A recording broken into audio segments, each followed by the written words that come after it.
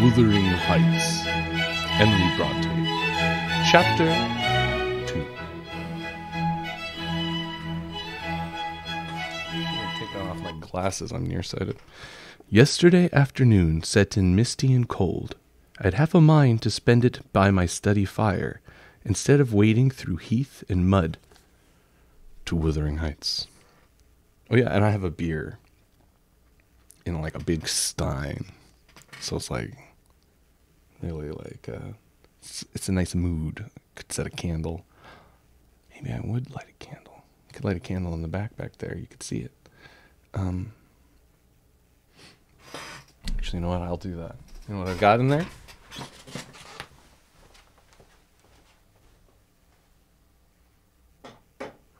Oh, okay.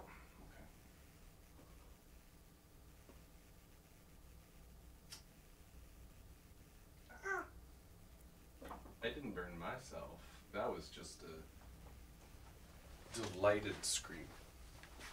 I've got a little colander with like lavender in it. And so when I heat it up, and like oil, like regular cooking oil. And so when I heat it up, it smells like lavender in the room. And if it gets too hot, it smells like popcorn from the heated oil. It's gross.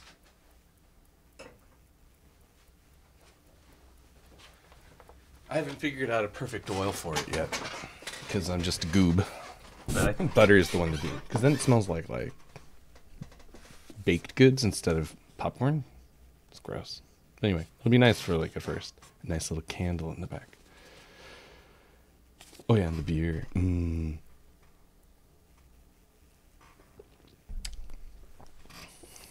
Okay. On coming up from dinner, however, NB, I dine with 12. NB, what does NB stand for? I don't know. I dined between 12 and 1 o'clock. The housekeeper, a matronly lady, taken as a fixture along with the house, could not or would not comprehend my request that I might be served at 5. On mounting the stairs, this lazy intention, and stepping into the room, I saw a servant girl on her knees, surrounded by brushes and coal scuttles, and raising an infernal dust as she extinguished the flames with heaps of cinders. The spectacle drove me back immediately. I took my hat, and after a 4 miles walk arrived at Heathcliff's garden gate, just in time to escape the first feathery flakes of snow. On that black hilltop, the earth was hard with a black frost, and the air made me shiver through every limb. Being unable to remove the chain, I jumped over and, running up the flagged causeway bordered with struggling gooseberry bushes, knocked vainly for admittance, till my knuckles tingled and the dogs howled.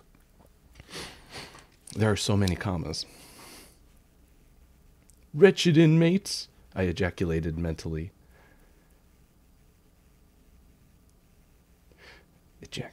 You deserved perpetual isolation from your species for your churlish inhospitality. At least I would not keep my doors barred in the daytime. I don't care. I will get in. Sometimes I think, what have I gotten myself into? There's so many commas, and it's so wordy. Damn. So resolved, I grasped the latch and shook it vehemently. I mean, I love it. Don't get me wrong, I love it. That's why we're doing this, right? Shook it vehemently. Vinegar-faced, Joseph projected his head from a round window in the barn. "What are you for?" he shouted. "I maisters deign to fold. Go round by the end, Laith, if you went to speak to him." So something to note is that he's written in I dialect. So it's not proper language. It's actually written the way he would say it. So I dialect. So it's like reading Old English a little bit. Not actually, it's just like, just keep that in mind. "Is there nobody inside to open the door?" I hallooed responsively.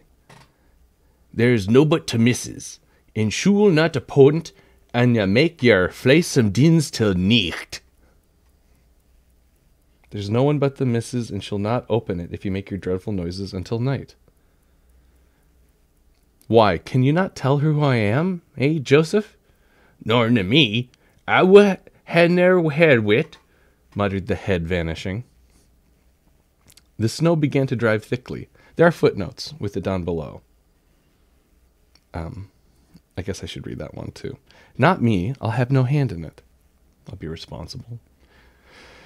The snow began to drive thickly. I seized the handle to essay another trial when a young man without coat and shouldering a pitchfork appeared in the yard behind. He hailed me to follow him, and after marching through a wash house and a paved area containing a coal shed, pump, and pigeon cote, we were at length arrived in the large, warm, cheerful apartment where I was formally received. It glowed delightfully in the radiance of an immense fire, compounded of coal, peat, and wood, and near the table, laid for a plentiful evening meal, I was pleased to observe the Mrs., an individual whose existence I had never previously suspected. I bowed and waited, thinking she would bid me to take a seat. She looked at me, leaning back in her chair, and remained motionless and mute. "Rough weather," I remarked. "I'm afraid, Mrs. Heathcliff, the door must bear the consequence of your servant's leisure attendance. I had hard work to make them hear me." Wow, the way this guy talks, it's even more. It's just like there's. Okay, I'll save my. I won't talk too much about it. But this guy clearly has a continence about him. He speaks even more with more purple prose than the book itself. This guy is clearly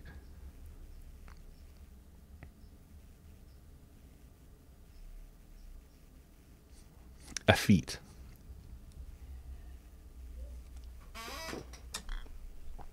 Privileged.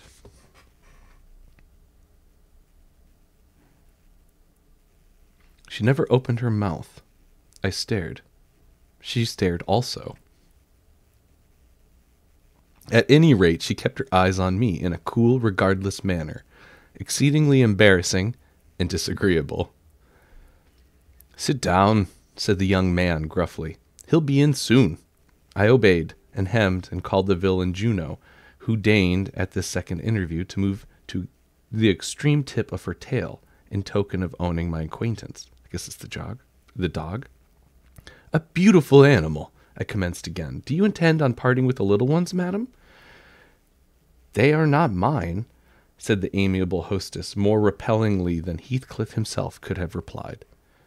"Ah, your favorites are among these," I continued, turning to an obscure cushion of something like cats. "A strange choice of favorites," she observed scornfully.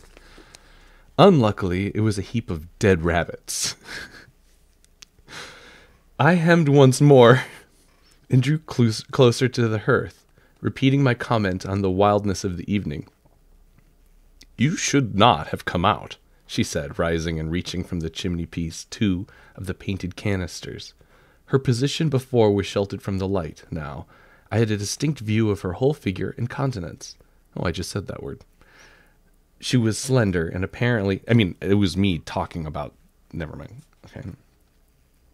Sorry. She was slender and apparently scarcely past girlhood, an admirable form, and the most exquisite little face I had ever had the pleasure of beholding. Small features, very fair, flaxen ringlets, or rather golden, hanging loose on her delicate neck, and eyes, had they been agreeable in expression, they would have been irresistible.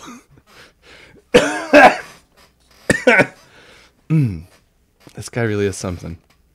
Fortunately for my susceptible heart, the only sentiment they evinced hovered between scorn and a kind of desperation, singularly unnatural to be detected there.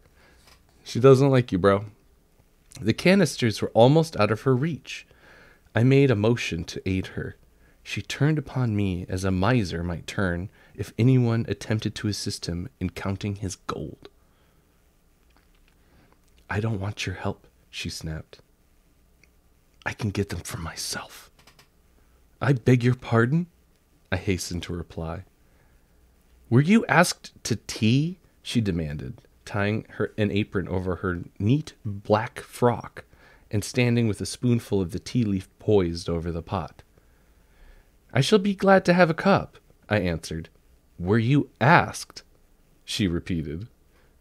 "No," I said, half smiling. "You are the proper person to ask me." She flung the tea back, spoon and all, and resumed her chair in a pet. Her forehead corrugated, and her red underlip pushed out, like a child's, ready to cry. Meanwhile, the young man had slung onto his person a decidedly shabby upper garment, and, erecting himself before the blaze, looked down on me from the corner of his eyes. For all the world as if there were something if there were some mortal feud unavenged between us. The thing just ended there. For all the world as if there were some mortal feud unavenged between us. I began to doubt whether he were a servant or not. His dress and speech were both rude, entirely devoid of the superiority observed in Mr. and Mrs. Heathcliff. His thick brown curls were rough and uncultivated. His whiskers encroached bearishly over his cheeks, and his hands were embrowned like those of a common laborer. Still his bearing was free, almost haughty, and he showed none of a domestic's acidity in attending on the lady of the house. Assiduity, I think, actually. In the absence of clear proofs on his condition, I deemed it best to abstain from noticing his curious conduct, and 5 minutes afterwards the entrance of Heathcliff relieved me, in some measure, from my uncomfortable stare. "You see, sir, I am come in accordance to promise," I exclaimed, assuming the cheerful. "And I fear I shall be weather-bound for half an hour, if you can afford me shelter during that space." "Half an hour?" he said, shaking the white flakes from his clothes. I wonder you should select the thick of a snowstorm to ramble about in. Do you know that you run risk of being lost in the marshes? People familiar with these moors often miss their road on such evenings, and I can tell you there's no chance of a change at present." Yeah, he doesn't, it's a little bit of a dig, I'd say. It's like kind of calling him a boob, but that's also, I don't know, kind of apparent in how they treat him. "Perhaps I can get a guide among your lads, as he might stay at the Grange till morning. Could you spare me one?" "No, I could not." "Oh, indeed. Well, then, I must trust my own sagacity." "Oomph." "Are you going to make the tea?" demanded he of the shabby coat, shifting his ferocious gaze from me to the young lady. "Is he to have any?" she asked, appealing to Heathcliff. "Get it ready, will you?" was the answer, uttered so savagely that I started. And the tone in which the words were said revealed a genuine bad nature. I no longer felt inclined to call Heathcliff a capital fellow. When the preparations were finished, he invited me with, "Now, sir, bring forward your chair," and we all, including the rustic youth, drew around the table, an austere silence prevailing while we discussed our meal.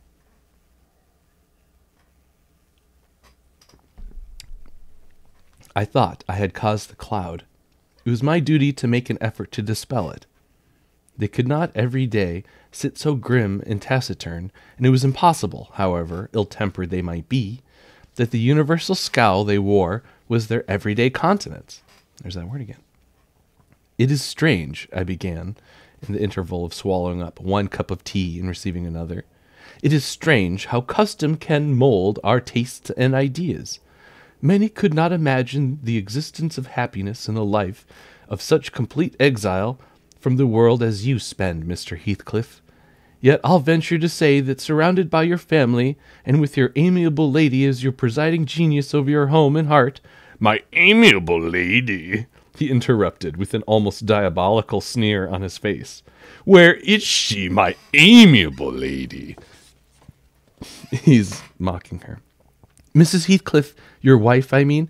Well, yes. Oh, would you intimate that her spirit has taken the post of a ministering angel and guards the fortunes of Wuthering Heights, even when her body is gone? Is that it? Basically, he's saying she's not that great. Perceiving myself in a blunder, I attempted to correct it. I might have seen there was too great a disparity between the ages of the parties that make it likely they were man and wife. Oh yeah, also, they're not married. One was about 40, period of mental vigor at which men seldom cherish the delusion of being married for love. By girls, that dream is reserved for the solace of our declining years. The other did not look 17. Then it flashed upon me. Yeah. Is he saying this? This is an interesting thing to say out loud. This is in quotes. Then it, because like I'm doing the same voice as the narrator for the guy, so just to be clear, this is the shittiest reading you guys have ever heard. Then it flashed upon me. The clown at my elbow who is drinking his tea out of a basin and eating his bread with unwashed hands may be her husband. Heathcliff Jr., of course. Or is this Heathcliff speaking? Here is the consequence of being buried alive. She has thrown herself away upon that boar from sheer ignorance that better individuals existed. A sad pity. I must beware how I cause her to regret her choice. The last reflection may seem conceited. It was not. My neighbor struck me as bordering on repulsive. It must be Heathcliff speaking there then. I knew through experience that I was tolerably attractive. Yeah. Mrs. Heathcliff is my daughter-in-law, said. No, it was. So that last dialogue was actually Lockwood then. So here we go. Mrs. Heathcliff is my daughter-in-law, said Heathcliff, corroborating my surmise. There you go. He turned as he spoke, a peculiar look in her direction, a look of hatred, unless he had a most perverse set of facial muscles that will not, like those of other people, interpret the language of his soul. All right. This will help with the reading. Ah, certainly. I see it now. You are the favored possessor of the beneficent fairy, I remarked. What a fucking thing to say. Turning to my neighbor. What a fucking thing to say. This was worse than before. The youth that grew crimson and clenched his fist with every appearance of a meditated assault. That beer definitely didn't help the reading. But he seemed to recollect himself presently, and smothered the storm in a brutal curse, muttered on my behalf, which, however, I took care not to notice. Unhappy in your conjectures, sir, observed my host. We neither of us have the privilege of owning your good fairy. Her mate is dead. Oh, this is so brutal. The guy, he's like just punishing him.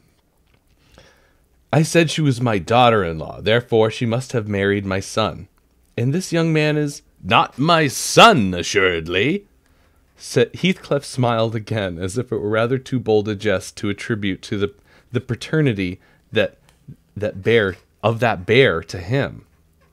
Yeah. My name is Hareton Earnshaw, growled the other, and I'd counsel you to respect it.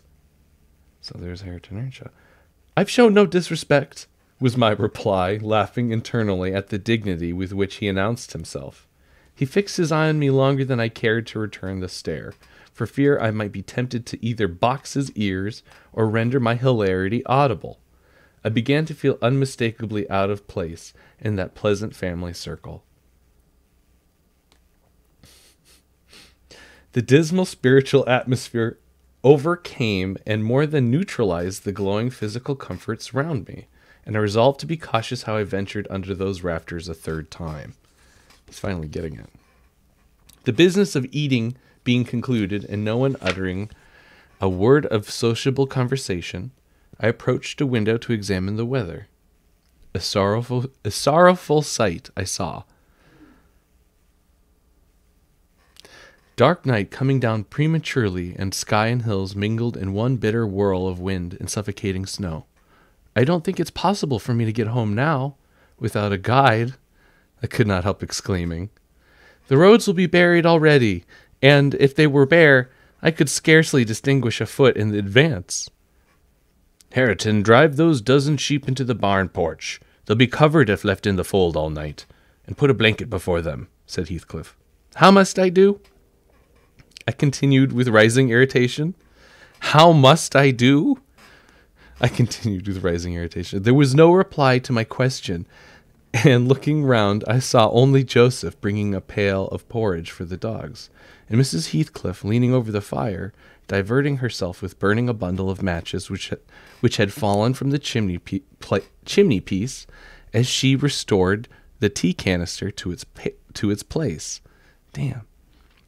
What, chimney piece? Trip me up. The former, when he had Jesus. Just take a second. Holy moly.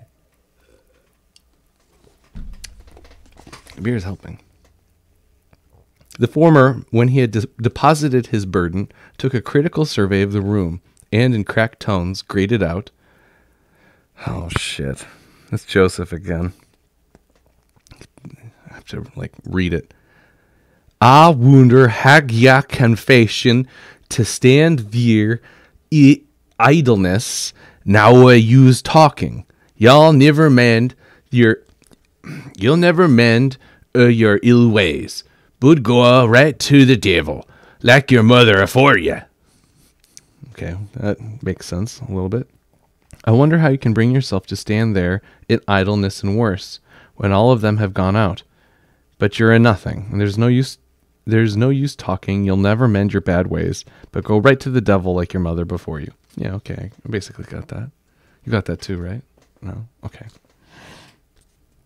I imagined for a moment that this piece of eloquence was addressed to me, and sufficiently enraged, stepped towards the aged rascal with intention of kicking him out of the door. Okay. Mrs. Heathcliff, however, checked me by her answer. "You scandalous old hypocrite," she replied.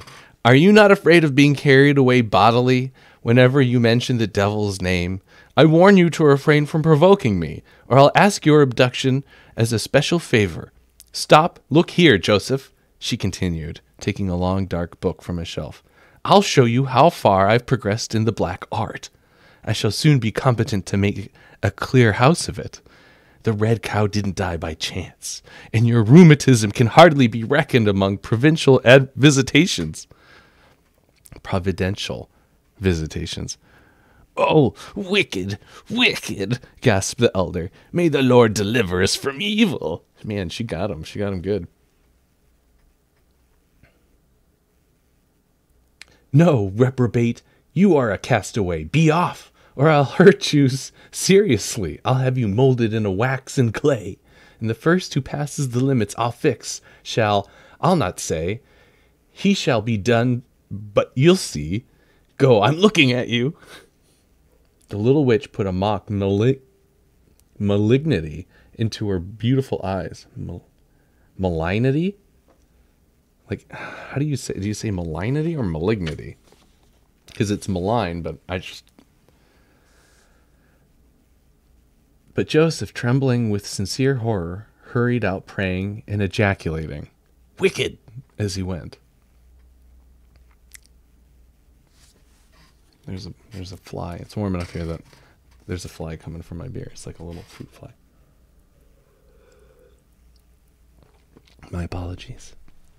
I thought her conduct must be prompted by a species of dreary fun, and now that we were alone, I endeavored to interest her in my distress.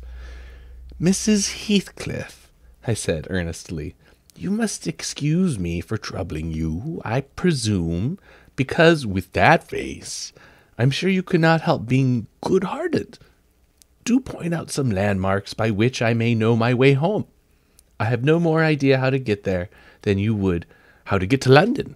Wow, he just backhanded compliment. Take the road you came, she answered, ensconcing herself in a chair with a candle and a long book open before her. It is brief. Should I do like a Monty Python? Monty Python-esque voice for her? British. It is brief advice, but as sound as I could give. That's dog shit. Then you hear of me being discovered dead in a bog, or a pit full of snow. Your conscience won't whisper that is partly your fault? How so? I cannot escort you. They wouldn't let me go to the end of the garden wall. You? I should be sorry to ask you cross the threshold for my convenience on such a night, I cried. I want you to tell me my way, not show it, or else persuade Mr. Heathcliff to give me a guide. Who? There's himself, Earnshaw. Zillah. Who's Zillah? Joseph and I. Which would you have? Are there no boys at the farm? No, those are all. Then it follows you. That voice has got to go. Then it follows you that I'm compelled to stay. That you may settle with your host. I have nothing to do with it. Yeah, that voice has to go. I hope it will be a lesson to you to make no more rash journeys on these hills. Oh, that's Heathcliff. I hope it will be a lesson to you to make no more rash journeys on these hills, cried Heathcliff's stern voice from the kitchen entrance. As to staying here, I don't keep accommodations for visitors. You must share a bed with Hareton, or Joseph if you do. I can sleep on a chair in this room, I replied. No, a stranger is a stranger, be he rich or poor. It will not suit me to permit any one of the range of the place while I am off guard, said the unmannerly wretch. You have to sleep in a bed with Joseph, because I don't trust you. With this insult, my patience was at an end. I uttered an expression of disgust and pushed past him into the yard, running against Earnshaw in my haste. It was so dark I could not see the means of exit, and I wandered round. I heard another specimen of their civil behavior amongst each other. At first the young man appeared about to befriend me. I'll go with him as far as the park, he said. You'll go with him to hell, exclaimed his master, or whatever relation he bore. And who is it to look after the horses, eh? A man's life has more consequences than the evening's neglect of the horses. Somebody must go, murmured Mrs. Heathcliff, more kindly than I expected.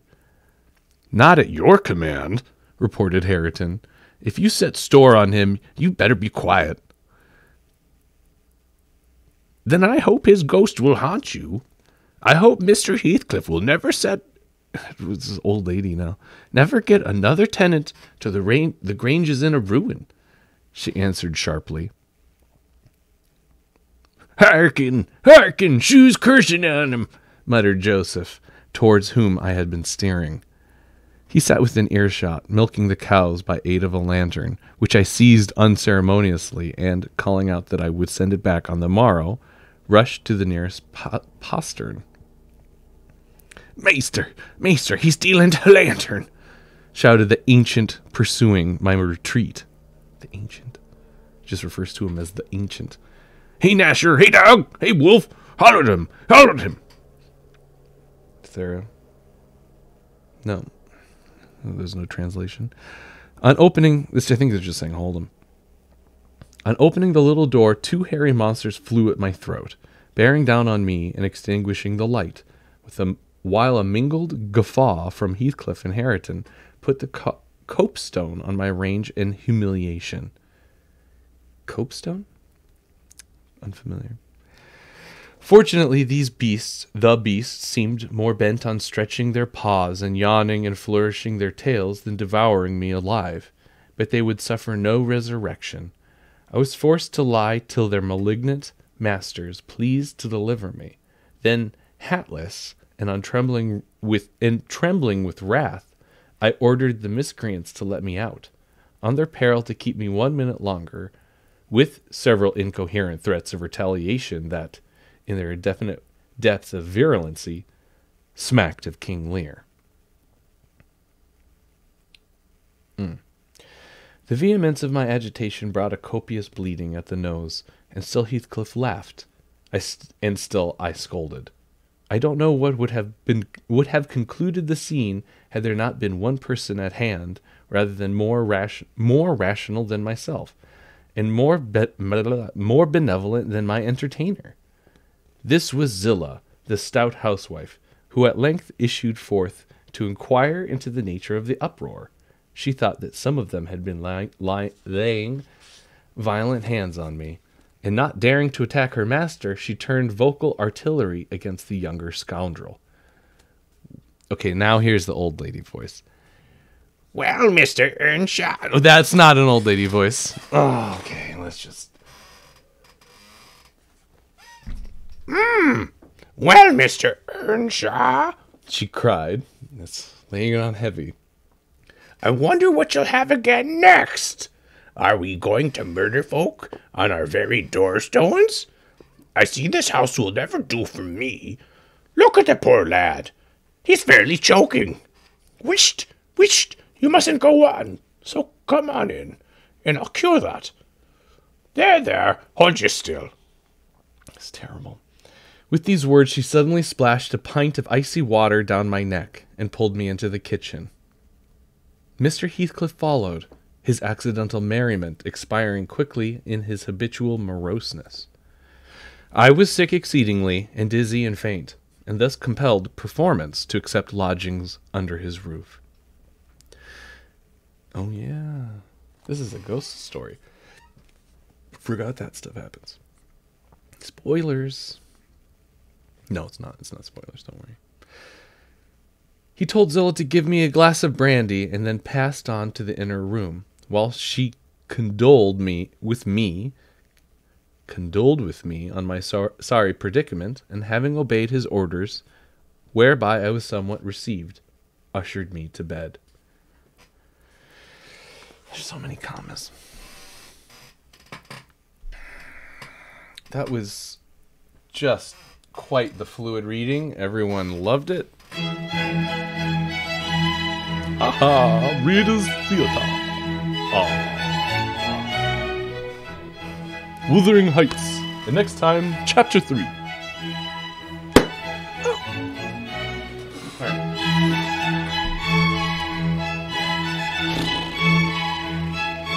That is a wordy book.